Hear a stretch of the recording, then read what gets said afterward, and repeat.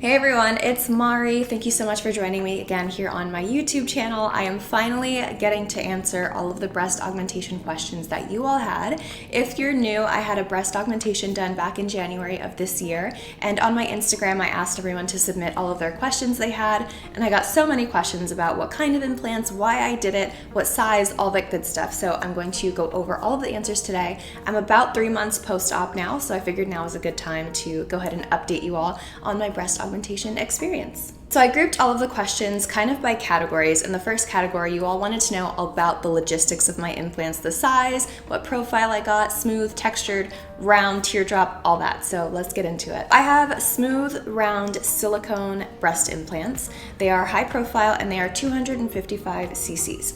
cc's is the equivalent of ounces. I think it stands for cubic centimeters or something like that, but essentially it's just how big the implant is. The higher the cc's, the bigger the implant. I think the average that I see as someone who has worked in this industry for a long time is about 300 cc's to 350 cc's. So I definitely went on the lower end, but it all depends on what you're starting with, what your goal is, what you want your implants to look like afterwards. I wanted something that was going to look definitely more moderate, more to my body, my frame, my figure, so that it looked more natural and looked like it fit my body. I didn't want them to look super big or super unrealistic. So I went with 255 cc's, and I have high profile. High profile means that my implants are going to project more than other profiles.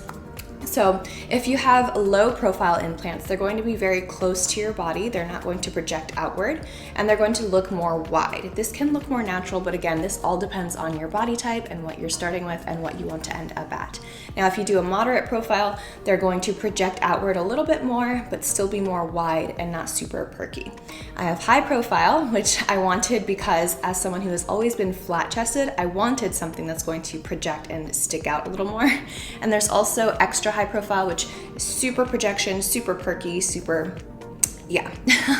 But I went with high profile and I think it looks really good for my body type and my body shape. My implants are smooth. There are textured implants out there where I'll try and insert pictures here. You can see the difference. Textured have been linked to issues later on, so I went with smooth and I'm totally fine with it. And in terms of shape, I went with round just because I feel like I wanted something that's going to sit upright and look perky and nice and last that way. I feel like teardrop implants, which are shaped like a teardrop, are meant to look more natural, but I personally feel like they look more droopy and more saggy. And if I wanted that, I probably would have just done a fat transfer, but I want something obviously that's going to be up and perky and pretty. Did you do over or under the muscle? So I went with under the muscle. The difference is the implant, which is, let's say, this little round socket, can be placed in front of your chest muscles or behind your chest muscles. Now, the difference is with in front of the chest muscles, they tend to look a little less natural. You can see the shape of the implant more, whereas if it's behind the muscle, it's behind natural body tissue, so it looks more round, it looks more cohesive, it looks more natural. Are they soft/jiggly/natural feeling? Yes, they are. I got silicone implants, which are the more natural feeling implants. If you get silicone versus saline, they tend to have that more realistic look and feel, which is why a lot of people prefer them. Saline implants are essentially just a sack full of saline, which is kind of like water, and that tends to look a little less natural. So yes, mine are meant to look and feel and move just like natural breasts do. And you feel them. Yes, I can if I manipulate them a certain way. If I'm just normally like touching, just going about my life, dressing normally, it's just like they're my natural breasts. But if I intentionally like manipulate them a certain way, I can kind of feel like the capsule of the silicone implant. But you have to kind of intentionally move certain things certain ways. Next set of questions is all about my incisions/scars. Where are my incisions? So my incisions are here under the bust. I can feel them right now. And they're only about 1 inch long, about this long on each side. Different types of incision sites are for different types of implants. So someone asked me why I didn't do the invisible incision, which is underarm, and that's because you can't do that with silicone implants. If you do an underarm incision, or sometimes there's a belly button incision, you have to do a saline implant because it's implanted completely deflated. It's kind of like a balloon.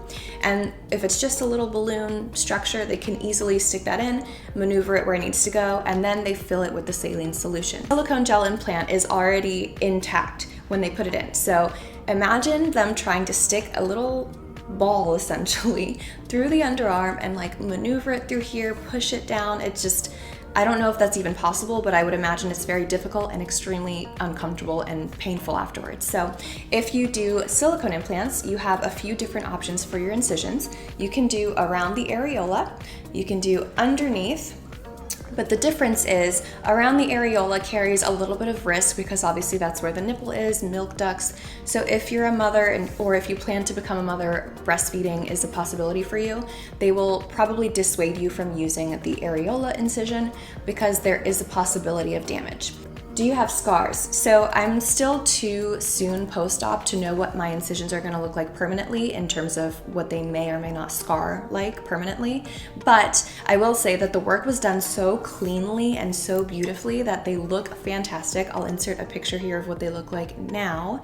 But as you can see, they're very small. You can't see them not only because of where they're placed, but because it was done so cleanly that it just looks like a little scratch pretty much, but eventually they should pretty much fade away. And a good way to tell what your incision scars are going to look like for any surgery is if you've gotten any cuts before or major scrapes, look at how that heals. If your body normally heals well and you don't scar or you don't keloid, then the chances are your surgery scars or incisions are not going to turn out really bad and gnarly. Next set of questions has to do with recovering and pain levels. So what was your pain on a scale of 1 to 10? This is kind of hard to say because immediately after surgery, you're still kind of on the medication, on the anesthesia, which helps with any pain or discomfort. So immediately after surgery, I didn't feel any pain pretty much.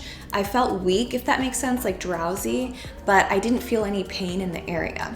Now, I will say, in the days following, as the anesthesia and medication wears off and then you start taking the medication that they prescribe you, the pain does heighten a little bit. However, I didn't have pain in my surgery area, not in the scars. My pain was mostly in my back because I'm carrying new weight now, but also I had to sleep kind of upright. I literally had to sleep like this, like reclined, and that's very uncomfortable for someone who never sleeps on their back. I'm normally a side sleeper, but you're not allowed to do that for the first few weeks after surgery. So sleeping on my back upright made it very uncomfortable, and the 2, 3, 4 days after surgery, I did feel a lot of pain in my back, but not in the surgery site itself. So I would say at its peak pain point, my pain I probably would say was like a 7 or so. It was pretty intense. I want to say the 2nd, 3rd day afterwards, but again, it was in my back, not the actual surgery site. What has been the hardest part? So the hardest part is immediately after surgery, just getting used to being very limited, because now I can do this and do whatever I want and move around and sleep how I want. But after surgery, you have to be very still. You can't lift your arms. You can't sleep on your sides or your stomach, of course. And any type of movement that like strains your chest or core area is going to cause some pain. So I was very careful not to like lift my arms, not to reach certain ways. You don't want to be bending over and causing tension here.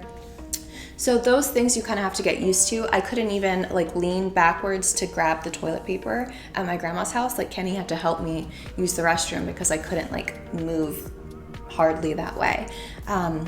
So I think just getting used to that for the first few days was probably the most difficult. What medications and supplements did you take? So the doctor prescribed me an antibiotic, which I was on for the first 7 days, I believe.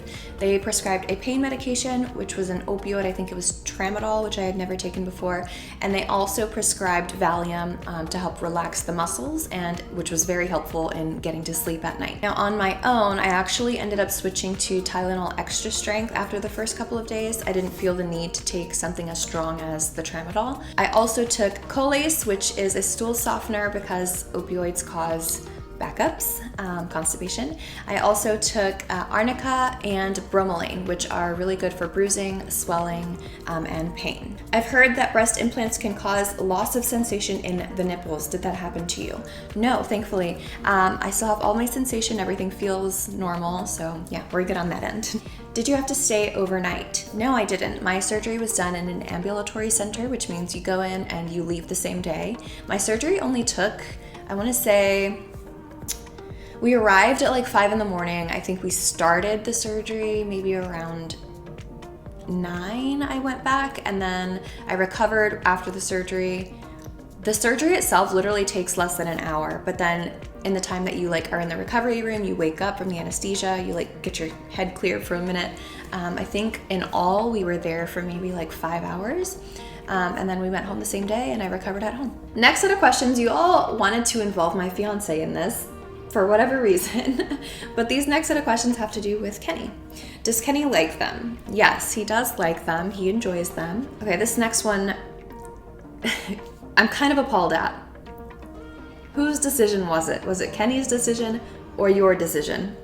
Like, what? Do you know me? I would never change anything about myself or my body if it wasn't my decision, especially if it was a man's decision. Kenny would never tell me you should or need to change your body or do this. And if he did, like, I wouldn't be with someone like that. He was 100% supportive of this, but it was 100% my decision, and it's something that I've wanted to do since way before I even met him. So no, he was not the one who told me or suggested that I should do this. It was all me, and he was very supportive of it. If Kenny could rate them on a scale of 1 to 10, what would he rate them? I asked him and he said 11, which is the only correct answer. Are you happy with them? Yes, I am so happy with them. I've been wanting this and waiting for this for so long. It's in time for summer too, so can't wait to show them off a little bit. This one was a really good one. Do you miss anything from before your surgery? Yes, I will say the only thing is that before, when I had nothing up here, it was easy to wear like any size clothing and it would be fine, it wouldn't make a difference. But now that I'm a little bigger here, I find that I'm kind of in between sizes. So my waist is very small, especially in proportion to my hips and now my breasts. So what I've been doing is still just getting my usual extra small and then just kind of like stuffing them in there. But it obviously was easier to wear extra small when I didn't have anything up here. Next set of questions have to do with where I got my surgery done, which was in Puerto Rico, where I'm from. Why did you decide to do it in Puerto Rico?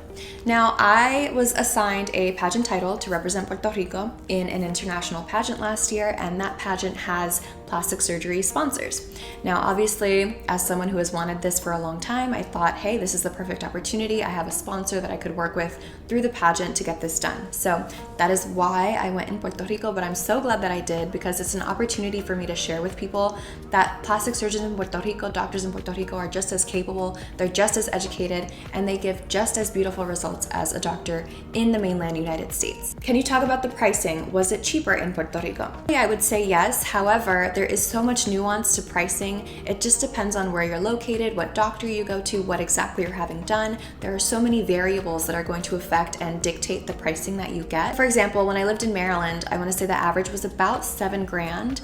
You're lucky if you find someone to do it for 6 or 5 even. I think $555 was the lowest quote that I got in Maryland.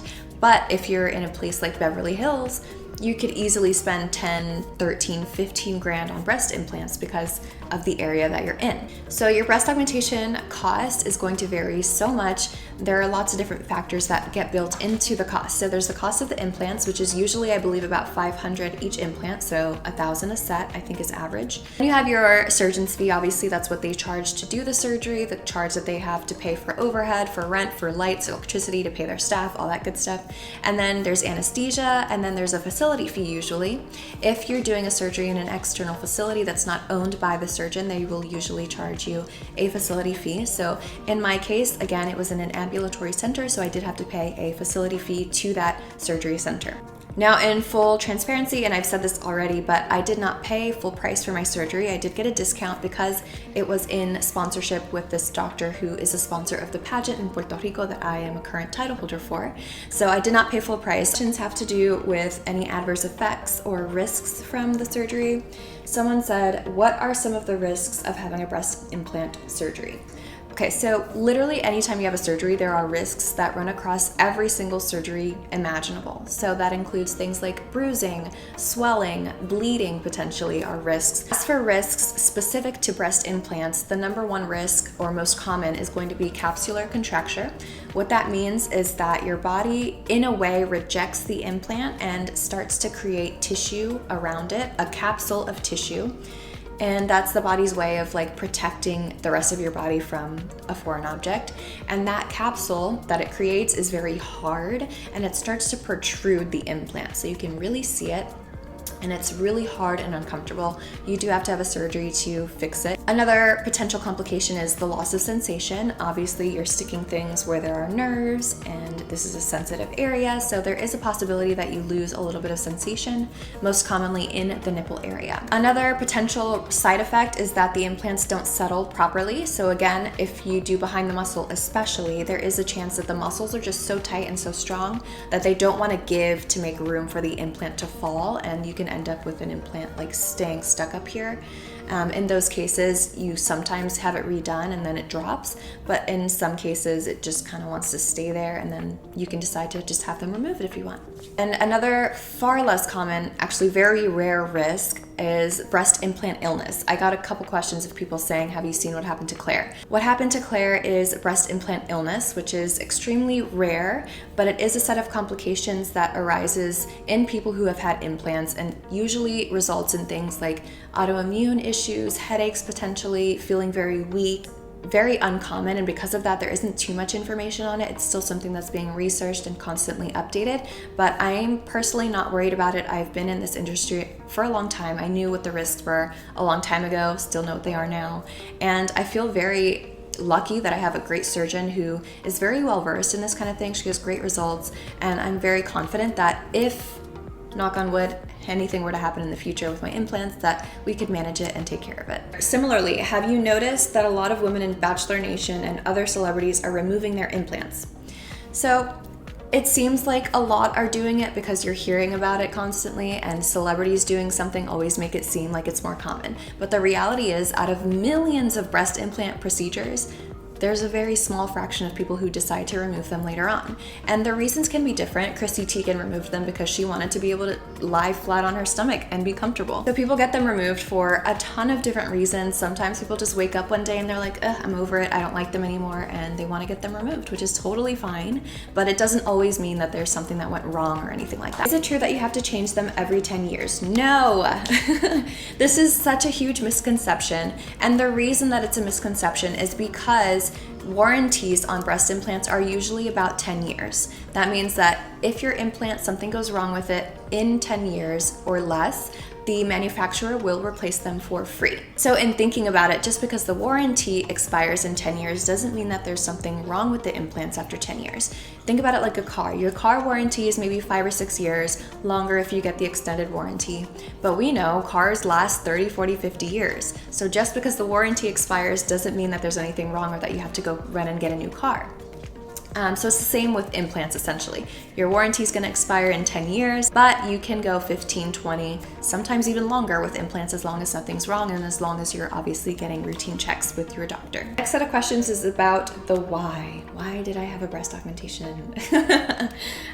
So why did I do it? I have always wanted to have larger breasts. Literally since I was a child, apparently. I don't even remember this, but when I told my grandmother that I was getting this done, she told me, yeah, I remember when you were little, you always used to say that you wanted to have your breasts like mine. She has like pretty large breasts. And my mom and I are the only women in our family who were born with very flat chests. But anyway, as an adult, I've always wanted to have this done. The first time I got a consultation, I was 20 years old, so almost 7 years ago now was the first time I actually was like, okay, I'm gonna go do a consult, and like started to seriously think about it. It had a lot to do with just wanting to feel more proportionate, wanting to feel more feminine. If you know me, you know that my bottom half is quite wide and voluptuous and round, and my top half before surgery was quite flat and like a board, essentially. So I wanted to match. I wanted to have a nice hourglass frame, which I kind of had already, but now it's more amplified and now it's more even. This next set of questions kind of bothered me a little bit because it's just, people are just so unaware, but I'll read it to you. Was this out of insecurity, and did pageants influence this decision? No. I have always been a very confident person, and I'm even more confident now, sure, but it had nothing to do with feeling insecure or feeling like I was lacking anything. It's just wanting to be even better, in my opinion, because that's all the opinion that matters. But it had nothing to do with pageants or feeling like I wasn't good enough or anything. I did very well in pageants with no boobs. So no, it had nothing to do with that. If anything, pageants have taught me to be more assertive, to be myself, to be confident, to be sassy. And I absolutely love that about pageants and about myself. Kind of a part two to that. Why did you wait until after your last pageant? Is it frowned upon when you're competing? No, absolutely not. You actually might be surprised at how many women in pageants have breast implants. It's actually very common, very normal, and a good majority of women who compete in pageants have it. It's not frowned upon. But the reason that I waited until after competing was because I was selected to compete with about a month and a half, 2 months lead time. And I thought, okay, this is a perfect opportunity because they had a pageant sponsor that was a plastic surgeon to get the surgery that I've always wanted to do. But unfortunately, the timing wasn't going to work out because by the time that they had an open appointment, it would have been 3 weeks before I had to leave to compete. And I thought that that would be too risky, just in case anything happened, just in case they didn't work out, just in case they were still too high up afterwards. Because as you saw, implants start off very high up. And as the muscles relax and allow room, then they drop into the position they're supposed to be in. But immediately after surgery, I didn't want to be arriving at the pageant with like 2 huge balls up here. So I decided to wait until afterwards, and it was a really good decision because wintertime I think is ideal for surgeries and things like this because you're covered up anyway, you're just home and cozy, and yeah.